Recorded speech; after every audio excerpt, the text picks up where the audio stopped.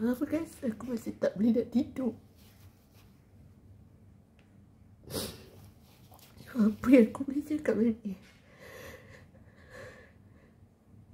Tergamak kan?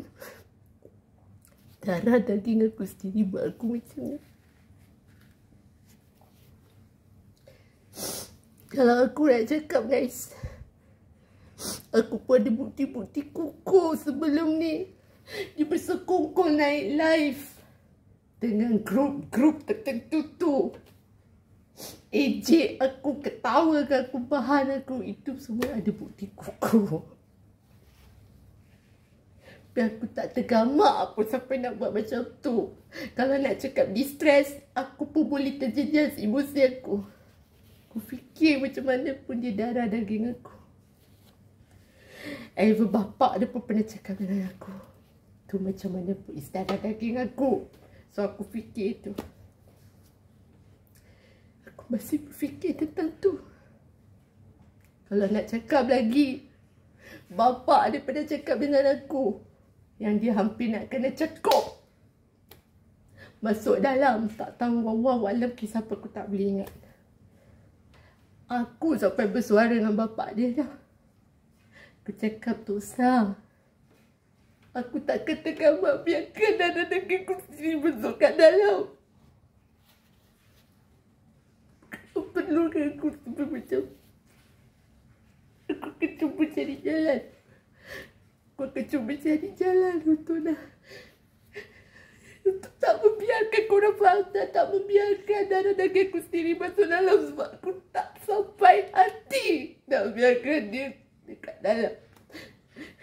Untuk membiarkan nasib dia macam tu kat dalam. Tapi dia tergambar aku macam tu. Ya kan? Kenapa? Ada motif, aku cakap terus terang. Mengambil kesempatan atas keadaan aku. Maaf cakap sebenarnya. Nak ni dengan jalan pintas. Dan whatever yang berlaku dekat selepas kemarin, ketika aku dengan ayah aku turun dekat Busui, mereka-mereka yang ada ni memang sengaja dan memang plan, bersekongkol untuk cari pasal dengan aku. Macam tu. Orang tahu tak, aku rasa betul-betul punya kalau nak ikutkan aku sedih guys. Tadi aku sedih. Sedih sebab perbuatan sesetengah manusia ni. Apatah lagi darah daging aku sendiri yang aku fikirkan pertalian. Bila part dia macam gini.